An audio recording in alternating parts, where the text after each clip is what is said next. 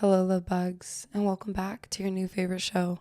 This is Dear X One Last Thing, a podcast where you control the content by sending in an anonymous letter to someone from your past in order to let go, move on, and get the closure you deserve. This is our last semi-traditional episode before our Christmas special and the episode I'm very excited for, our New Year's edition. As briefly mentioned last episode, our New Year's edition will be a compilation of letters from you, the listener. Instead of writing a letter to someone else, you'll write a letter to yourself 1 year in the future, creating a time capsule. You'll be able to come back and reference this letter anytime, but most importantly, you'll be able to reference it the New Year's going into 2027. This letter can be encouraging, heartfelt, or simply record keeping. You could talk about whatever you want, as deep or as surface level as you want, as long or short as you want. I accidentally did this last year. I had an episode of the Love Book Lounge come out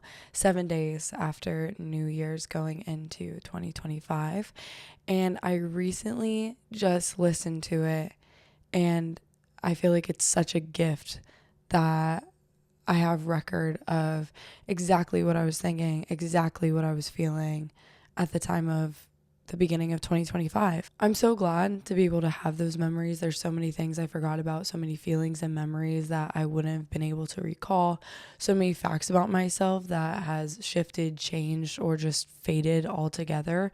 And I now have this episode to look at for my recollection. For some reason, when you're in the moment, it feels like you're going to always remember every single little thing. It feels like every memory will be as sharp as it is right now. It feels like you're always going to be the person that you are right now. But obviously, that's not how life works. That's not how time works. And there's something really special about having something that could just bring you back to a moment and let you relive it as clearly as you were when you were talking about it, when you felt the way that you felt, when you said the things that you were saying, when you were talking to the people you were talking to. I first got this idea for this little time capsule from my first college professor. I took a summer class with her when I was still in high school, and on the last day of class, she had us write a letter to our future self, and she said she would mail it to us exactly 1 year to the day in the future. When I was writing it, I didn't take it that seriously. It sounded so simple. I thought, okay, I'm gonna read a little letter for myself. It's just going to be like any other journal entry. But when I received that letter a year later, it was nothing short of life-changing.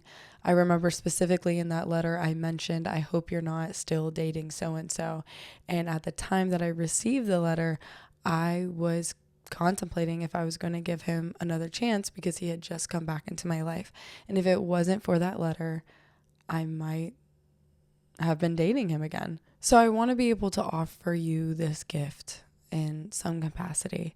I can't mail you your letter back.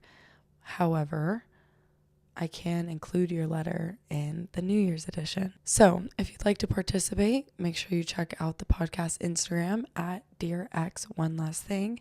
In the bio, you will see a couple links. One of the link is going to be to the link tree, which is just going to bring you to where you could find this podcast and the traditional anonymous letters that you send to an ex. But you will see another link. It's titled something about New Year's, and it brings you to the Google form for this exact episode. I really, really, really hope to hear from you. I really, really, really hope you partake in this. Not just for me, not just for content, but truly for yourself. I don't want anyone to miss out on this opportunity.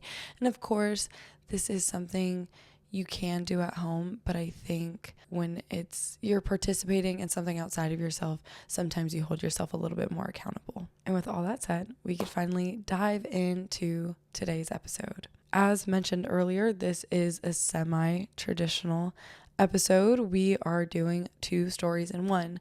The submissions that we're going over today are some of my earliest submissions that I got when I first began the podcast, before I went into depth at all about how to submit your letter, about what are the really important parts, about how long they should be, about what you should include.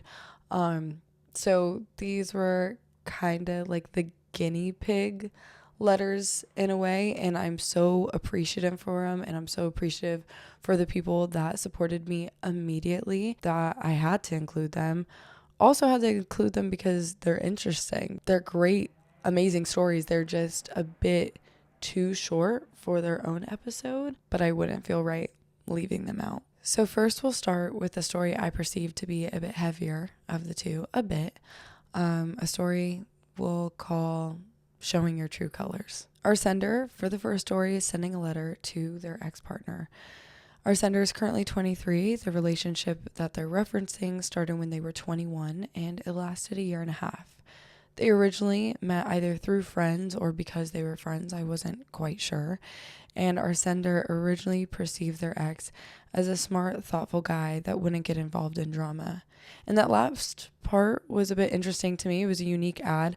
I'm not sure if in sending this letter it made them reflect on the first impression and it made them realize, like I wouldn't have expected him to get into drama. I thought he would be more of a lay low guy. Or if literally when they met and saw their ex for the first time, they thought to themselves, wow, that guy looks like he stays out of drama. Either way, a first impressions for me. Our sender is sending in this letter because they said that they finally accept the situation. It seems to me that this letter is their final act of letting go. For background, our sender writes, we had a great long-term relationship, and then he got triggered and showed his true colors. Immediately dropped the relationship, and he didn't want to work on things with me. I felt abandoned. He got me on a hook for half of a year, saying we'll work on things when he's ready and that he still wants to marry me, etc. He just didn't have the balls to release me, and so I had to remove myself. Now, if I had read that just yesterday, if I had read that background, read about this man just yesterday, I probably would have been like, yeah, screw that guy. He's a piece of crap. You know, he pulled out of the relationship. He left you to do all the work while he strung you along. That's not fair. However, today, I listened to an episode of the podcast, The Psychology of Your 20s. And the episode was a very recent one, and it was about the 6 phases every single romantic relationship goes through. And what I learned is every relationship, of course, will start with the dating phase where you're vetting each other, getting to know each other, getting familiar with each other. You have like fun dates mixed with some deep convos, and you're learning their favorite color and childhood trauma all in the span of 1 hour.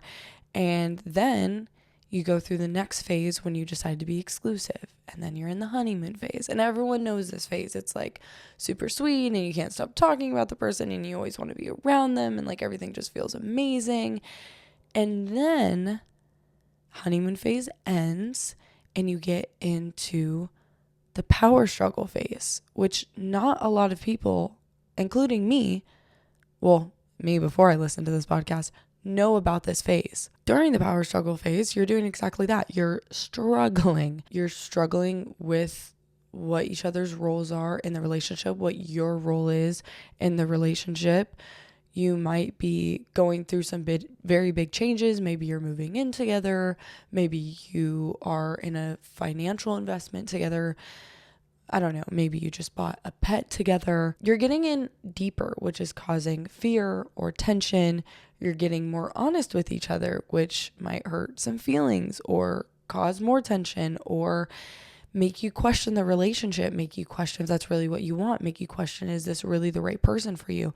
And that's actually completely normal. This power struggle will literally happen for every romantic relationship, every single one, and there isn't one ever that hasn't gone through this phase. But if you don't know that this phase exists, or you have an unhealthy attachment style, or you deal with conflict or communication in an unhealthy way, or you have kind of a mix of all these things, then you and your partner will usually break up. You might run, you might cheat, you might say or do something hurtful, you might refuse to change.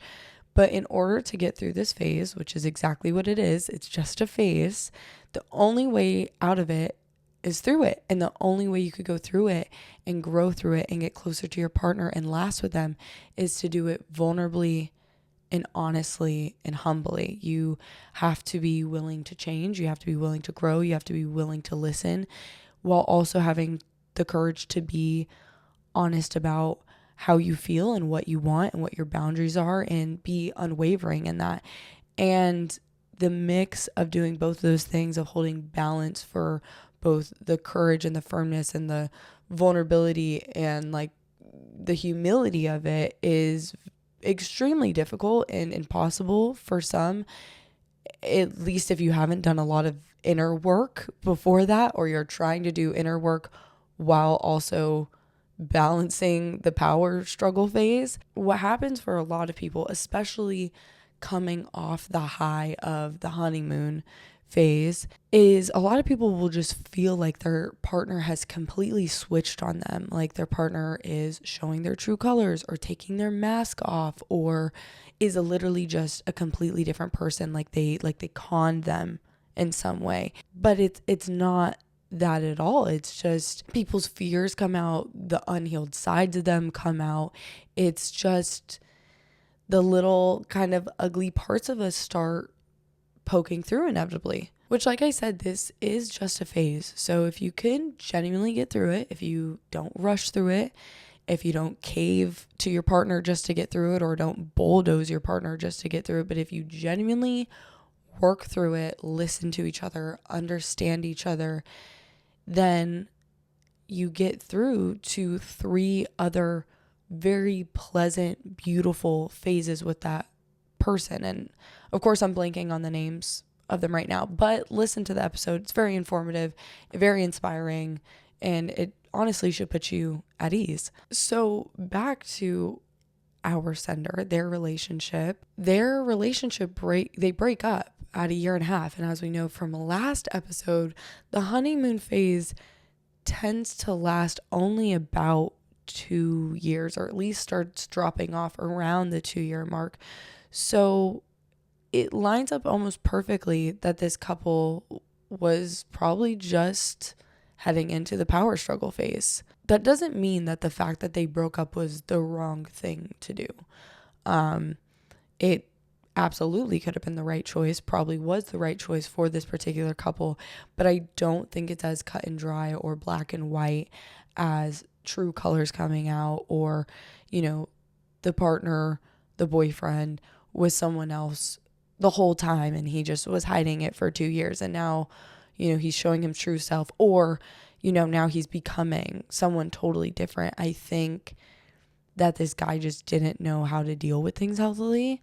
Our sender mentioned that he dropped out of the relationship, whether that means he literally just up and left, or that means he emotionally dropped out of the relationship.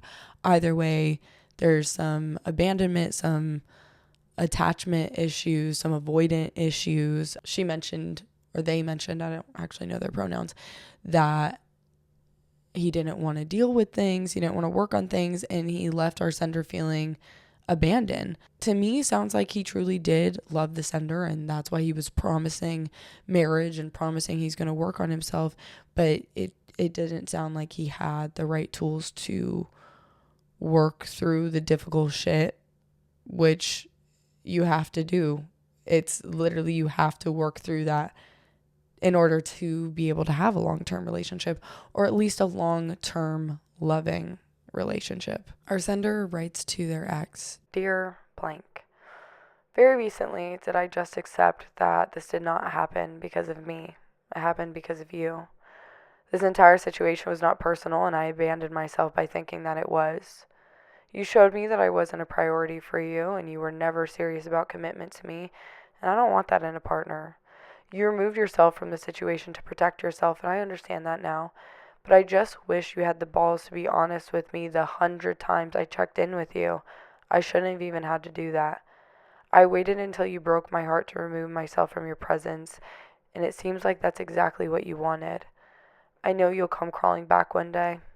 My biggest flex is that I did everything I could. I tried to communicate, I respected your boundaries, and I'm loyal. You can't say the same for yourself, and that's what keeps me going. It's really unfortunate because we had such a great relationship while we were together. I'm just glad you showed me your true colors while we were still early on. I don't hate you. I'll always love you. I just wish you had wanted to fix yourself enough for me, and knowing that you would do that for someone else one day breaks my heart all over again. From that letter, I do feel like there are some maybe slimy things that aren't being mentioned. I could be wrong. I could be reading too much into that. But overall, I mean, it sounds like the sender did all they could. They tried to communicate. They stayed loyal. They tried to give the ex space to try and heal themselves. They tried to check in with them to see if they still wanted to be in the relationship, to see if there was anything they could do to bring them closer or help them feel differently or make it more comfortable.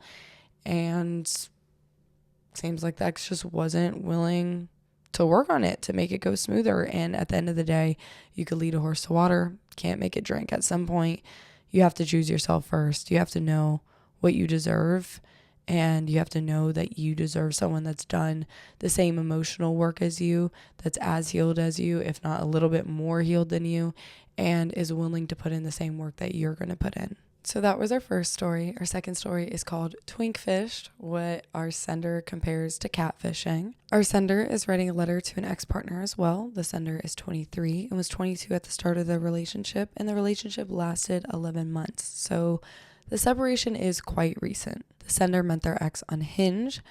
They write that their first impression of their ex was, I'll give them a chance.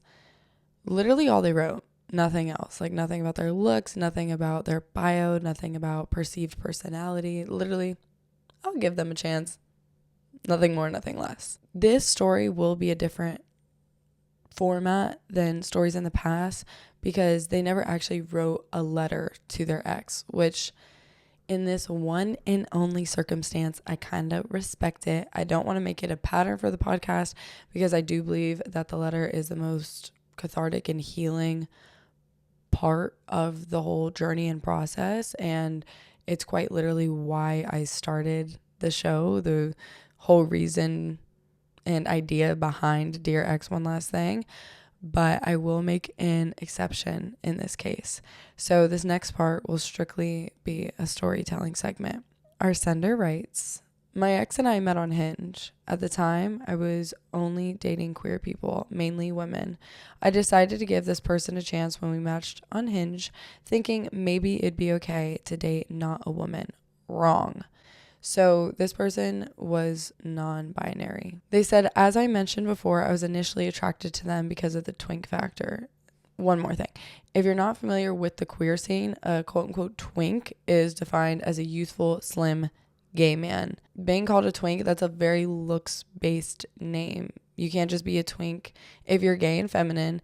And to be a twink, you don't have to be feminine. It's very, very, very looks-based. But anyways, that's your little gay lesson for the day. Back to the background. They write, as the relationship progressed, we were having some issues. The common stuff like communication and the fact that they lacked emotional intelligence. Their clothes always smelled bad and their feet were always dirty somehow. I had to ask them to wash their feet before getting in bed. On top of that, they experienced twink death. They cut their hair and started dressing horrendously. I'm talking stretched out necklines on shirts and sweaters and wearing brown Velcro loafers. I tried to do my best to help them.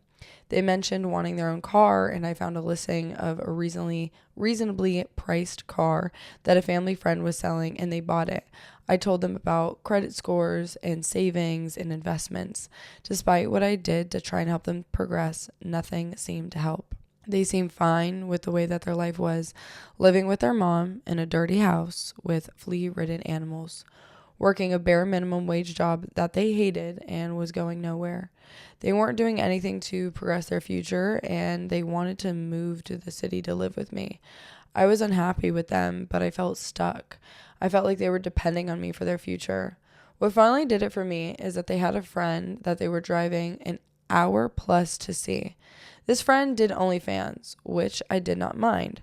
The problem was that they were liking only the pictures of them bent over and tied up in rope while wearing a bikini. I wasn't allowed to meet this friend or even be introduced. I wasn't worried about my ex cheating because that friend was way out of their league, but it was the principle of it, the message that was sent to the friend, and the fact that other people can literally see that my ex was in the likes. I tried to end things, but then they threw a literal temper tantrum. They told me that they wanted to transition into a woman and be able to look like that, to post pictures like that. They also said that it was a self-hatred thing, which really didn't make sense. This was the first time ever that they brought this up despite multiple conversations about gender identities. This seemed like a scapegoat of an excuse, and all of my friends thought so too. A month later, I asked if they talked to their therapist about them wanting to transition. The therapist I had to beg to get them keep in mind. They said that they changed their mind about that and they're not going to transition. This was fine with me, but when I brought up the photos that they had liked, they didn't have an answer anymore. The answer had never really made sense in the first place. A few months passed and I was unhappy.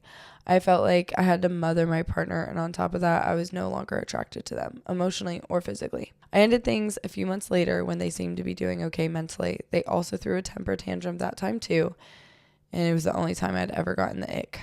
I have no words other than the fact that shamefully, so shamefully, when I first read this story, I literally thought I knew the person that they were writing about because I talked to somebody so similar. Like, there are so many details in this story that are scarily similar, like down to the little tiny thing. Got PTSD from reading this because the glaring similarities, which is terrifying. And it's terrifying that I even was knowing, let alone like giving my time of day talking to someone like that. And I would never subject myself to anything like that again. But I learned from these situations that I've gone through, and I had to go through what I went through to become who I am now. It's just crazy because I genuinely feel like a completely different person. Like, who I was 3 years ago to now, I don't even know if they would hang out in the same group of friends, quite honestly. They don't shop in the same places. They don't eat in the same places. They don't dress the same way. They don't have the same habits. They don't structure their day the same way. They don't hang out with the same groups of people. Like, I don't even know if myself from 3 years ago and me now would be friends. I don't know where they'd be bumping into each other. So I never have regrets from the past because I love who I am today. But scary. To this sender, I hope you partake in the same or similar transformation that I have, a complete 180, a total upgrade, a full rebrand. I'm sorry you even had to experience the lies and the disrespect, and honestly, there's just the complete disregard for your well-being that this person showed you. To our first sender, I'm glad you knew your worth enough to leave. I'm glad that you looked at actions and behaviors instead of listening to words and promises. And I think we all can learn something from that. And thank you both to sending something in and supporting the podcast. It means more than you know. Thank all of you lovies for listening. Thank you for tuning in. I'm so excited to see you for Christmas, my absolute favorite holiday of the year. Be sure, please, to get those New Year's letters in as quickly as possible because I am starting to put together that episode. Be sure to like, comment, share, and follow if you like me and if you like this podcast and you want to see it continue and support it. And certainly last but not least, thank you, Kevin MacLeod, for the intro music, In Your Arms. And with that, love bugs, until next time, love, Mia Rose.